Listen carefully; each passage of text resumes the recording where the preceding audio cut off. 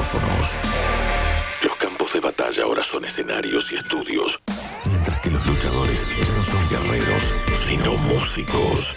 El rap dio su veredicto y tenemos donde encontrarnos. Radio. Sábados de 20 a 22. Radio por Vorterix Mar del Plata. Vorterix MDQ. Dos guerras mundiales. 3 lupas, 5 continentes, 7 plagas, 1000 historias. Un programa. Vuelta por el universo. Todo lo que pasa sobre la Tierra.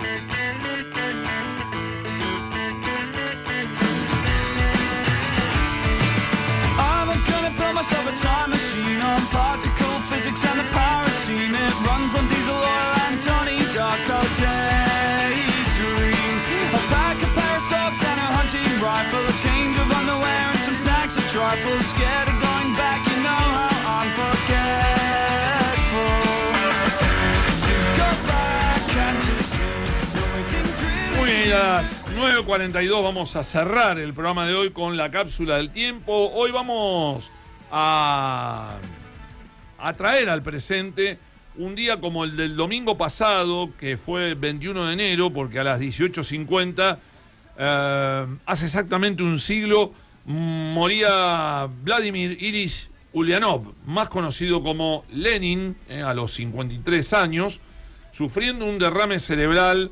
Se cumplieron 100 años de la muerte de Lenin, arquitecto de la Revolución Rusa. Y para eso vamos unos minutitos a charlar con él, que está vacacionando, Martín Baña, profesor, doctor en Historia por la Facultad de Filosofía y Letras de la UBA, especialista en Historia de Rusia. ¿Cómo te va, Martín? Buenos días. Marcelo Rojas te saluda. ¿Cómo estás? ¿Qué tal, Marcelo? Buenos días. ¿Cómo estás? Bueno, ¿cómo andan esas vacaciones? Contame. La pregunta del millón. ¿Hay o no hay gente en la costa atlántica? No sé, yo estoy en Sochi. Bueno, la verdad... No, sí, está... Hay gente, la verdad que hacía mucho que no venía a la costa, así que no tengo un punto de comparación, pero hay gente y hay días que acompañan, por suerte, también. Aparte, me gusta porque estás en un lugar que es el intermedio entre Pinamar y Cariló, porque justamente está en el medio de esos dos lugares turísticos. Y es muy práctico, porque vos estás en auto, decís, bueno, quiero mover para Cariló, me voy para Cariló. Quiero mover para el lado de Pinamar, me voy para Pinamar. Estamos hablando de Valeria del Mar, ¿no? Así que la verdad que es un punto neurálgico para en pocos minutos estar en uno o en uno de los dos lugares, bueno, más concurridos por el turista, ¿no? Que busca esos lugares muy, muy especiales. Sí, también es un lugar precisamente para evitar autos, para evitar centros urbanos y disfrutar mucho de sus bosques, que los tiene. Es hermoso, yo conozco. Sí, no, es hermoso. Y es más tranquilo, ¿viste? Porque no estás con toda la vorágine de la masa turística que busca Pinamar o Cariló, ¿no? Sí, tal cual. Bien, bueno, vamos a hablar de uno de los arquitectos de la Revolución Rusa, vamos a hablar de Lenin, y la primera pregunta que te quiero hacer ¿es una de las personalidades más influyentes del siglo XX dentro de las personalidades del siglo pasado? Y sin dudas, no solamente para la propia Rusia, ¿no? Donde, bueno, como vos bien marcabas, fue uno de los protagonistas de la Revolución Rusa y de lo que después surgió de eso, que fue la Unión Soviética, sino también para el resto del mundo, ¿no? Y especialmente en lo que fue el pensamiento político de los partidos de izquierda, los partidos comunistas, durante el siglo XX, en gran parte basaron sus interpretaciones de las realidades nacionales y sus propios programas políticos, teniendo en cuenta los textos y las reflexiones que Lenin había elaborado a lo largo de su vida, de modo que es una personalidad muy influyente todavía al día de hoy, ¿no? Sus textos clásicos, como por ejemplo el libro que escribió sobre el imperialismo, El Estado y la Revolución, el propio Quehacer, suelen ser textos de los cuales los partidos de izquierda siguen tomando en cuenta, siguen reflexionando y siguen utilizando como insumo para pensar algunas cuestiones de la política actual. Bien. Por otro lado, digo, también hay un posicionamiento histórico, ideológico y bibliográfico, ¿no? Digo, porque para algunas corrientes históricas es un ángel revolucionario y para otros un demonio del totalitarismo, ¿no?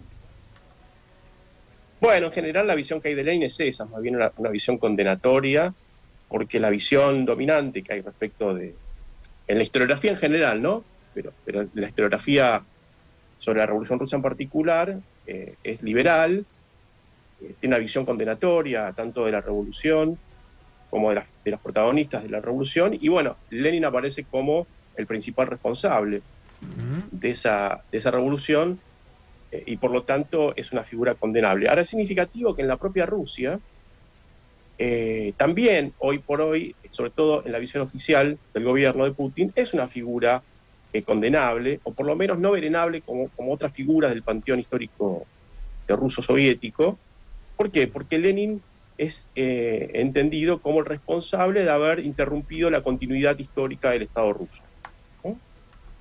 Con la revolución se interrumpían 300 años de dinastía Romanov, se interrumpía ese gran Estado fuerte que había consolidado Pedro el Grande con sus conquistas territoriales, y los bolcheviques en general, y particularmente Lenin como máxima figura, fueron los encargados de terminar con esa grandeza estatal, lo que después llevó tantos años reconstruir. De modo que hoy por hoy es una figura que sigue siendo vista en términos dominantes desde esta perspectiva, sin tener en cuenta todos los aportes, ¿no?, que realizó Lenin, tanto teóricos como prácticos, porque no hay que olvidar que además de reflexionar sobre la revolución, hizo una revolución y triunfó. La famosa revolución del 17 de octubre. Bueno, Diego, ¿querías preguntar algo vos también? Bueno, sí, en realidad, ¿qué tal, Martín? Buen día. Iba justamente en esa línea, quería saber un poco cómo era visto Lenin hoy en Rusia particularmente, bueno, no solamente por el sistema político, sino también por la gente, digo, en general. Depende mucho de las generaciones, ¿no? O a quién le preguntes. Si preguntas a una persona que tiene 70 años o más, probablemente recuerde su formación en la escuela primaria y secundaria, el lugar de importancia que tenía Lenin, ¿no? Como fundador del Estado soviético, y toda la parafernalia que había alrededor de eso, ¿no? Póster, canciones, etcétera, etcétera. Ya si empezás a preguntarle a personas más jóvenes, y ni hablar a jóvenes que tienen entre 20 y 30 años, ya ni siquiera vivieron durante la Unión Soviética, entonces Lenin les resulta una figura tan ajena como pueden ser otros personajes históricos más alejados en el tiempo, ¿no? Al mismo tiempo, la valoración que se hace de Lenin hoy es una valoración más de tipo histórica que ideológica o política, ¿no? En el sentido de que se lo respeta como un personaje de la historia rusa, uno más, pero se lo despolitiza y se le quita de alrededor todo el componente político, ideológico que podían tener sus ideas y sus acciones, ¿no?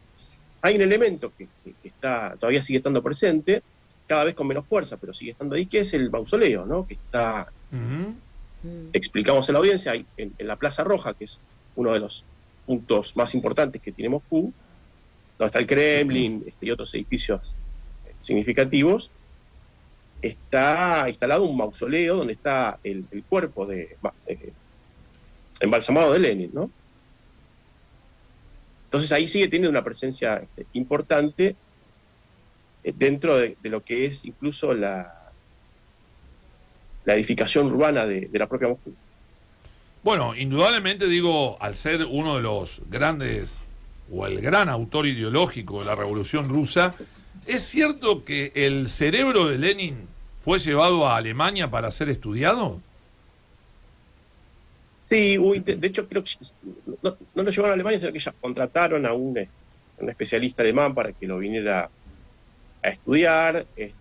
Como decía anteriormente, el cuerpo fue embalsamado y se pretendió estudiar el cerebro por una cuestión, lo que se dice es que por una cuestión para tratar de entender el genio de Lenin, pero también creo que hay un elemento, lo mismo sucedió cuando se lo embalsamó, ¿no? Un elemento contextual, ideológico, que tiene que ver con una corriente muy en boga en esos momentos, que se conoció con el nombre de cosmismo, que entre otras cosas propugnaba la resurrección de los muertos y la inmortalidad de los vivos, ¿no? Entonces, y uno de los encargados de embalsamar a Lenin y de llevar adelante toda esa cuestión era seguidor de quien había sido fundador del cosmismo, Nikolai Fyodorov.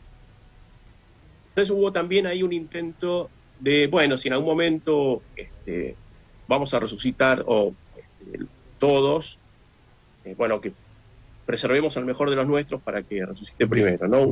Una cosa así.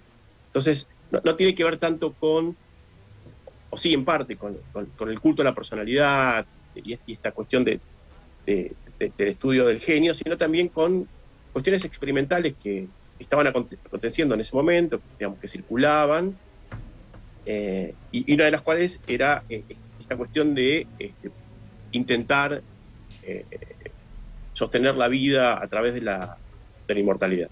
Bien, para terminar y para cerrar, digo, ¿cuál sería el legado que deja el pensamiento de Lenin en la historia universal? Yo creo que hay dos legados que deberíamos tomar de Lenin. Uno, un legado más de tipo teórico, pero no en el sentido de ir a buscar a sus textos como si fueran una verdad revelada, ¿no? Que tendríamos que aplicar hoy, 100 años después, en realidades totalmente diferentes, sino el método que utilizaba Lenin, que era un método que tenía que ver con una reflexión constante y variante también, porque variaba de acuerdo a la realidad a la cual le tocaba vivir, ¿no? Él fue un pensador marxista, pero no tuvo ningún inconveniente en incorporar aportes de otras corrientes, sobre todo la del populismo ruso, para tratar de superar un estado de cosas como era el zarismo en la Rusia de principios del siglo XX, ¿no? Entonces ahí uno de los legados que nos deja Lenin es sin duda ese método, ¿no? De no tomar las reflexiones como verdades absolutas, sino que éstas pueden variar de acuerdo a los contextos. Y la otra es un legado práctico, ¿no? Lenin era un obsesivo de la eficiencia, ¿no? Él estaba, sus reflexiones y su militancia tenían un objetivo muy concreto, que era hacer la revolución, ¿no? Y había una vocación ahí política de que eso tuviera éxito. Bueno, y finalmente lo logró, ¿no? Bien. Y ahí creo que las izquierdas tienen que retomar de alguna manera ese legado de tener una vocación de poder y una preocupación, no solamente por la reflexión, sino también por esa praxis. No, Martín, un comentario nada más que quería hacerte. En la próxima entrevista quiero que hablemos del cosmismo ruso, pero ese es un gusto personal que me quiero dar yo. Nada, quería hacer ese comentario. Con mucho gusto. Bueno, aprovechá que tenés un historiador y es un especialista de eso. Gracias, Martín. Te mandamos un abrazo grande a la distancia y que termines bien tus vacaciones ahí en Valeria del Mar. Bueno, muchas gracias. Un abrazo para ustedes. Un placer como siempre. Gracias. Bueno, Martín Baña, doctor en historia, especialista en historia de Rusia, en diálogo exclusivo con Vuelta por el Universo. Bueno, vamos cerrando el programa de hoy. Cerramos, nos vamos con la música rusa y nos reencontramos el próximo sábado para dar otra vez la vuelta por el universo. Muy bien, a partir de las 8 de la mañana aquí en Vorterix, Mar del Plata, 104.5. Y lo dejamos con... Ya llega, ahí vamos, ya llega el nuevo gerente comercial de la radio. El dueño de hecho. Exactamente. Javier Ordoqui, que ya está con toda su troupe. Gracias, Ezequiel Martel, en la operación técnica y puesta en el aire. Nosotros nos vamos, nos reencontramos el próximo sábado a las 8 de la mañana acá en Vorterix, Mar del Plata, 104.5. Buen fin de semana para todos. Chao. Такой раз мы разбегаемся. Честно, даже перестал считать.